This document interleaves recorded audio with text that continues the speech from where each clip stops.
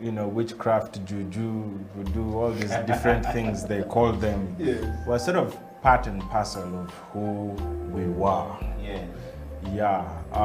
So there are many angles and schools of thought about it generally, but it has ended up affecting us in many ways. Important to note though, it doesn't only affect Africans and doesn't only affect African families. On the contrary. So you said the white magic is better. They say white magic is better than the black magic. White magic, black magic, it's all magic. Yes. And I mean, have you ever seen any African books on witchcraft? Well, maybe because we don't write. But the point is, it's everywhere. It's not just an African thing. Witchcraft is everywhere, and it has effects. Right, Patricia. Yeah. You've had the question. Does witchcraft affect our families? And if yes, to what extent does it affect our families?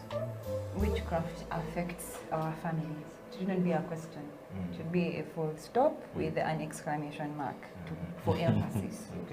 It affects our families.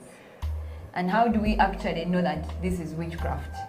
Yes, as you say, divinity wasn't one of the things that we understood, but we had divinity in a way.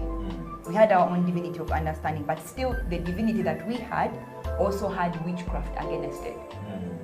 I don't know if that makes sense. Like, we had our own cultural, traditional way of worshipping and understanding, which could rhyme actually with what the white man brought, even if the white man brought us a white Jesus.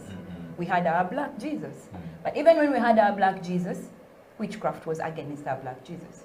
So when you look back traditionally backwards, you would understand that there existed that fight still in the back end. Yeah. So witchcraft, generation to generation, 7 generations in front, still following us through. Okay. Yeah.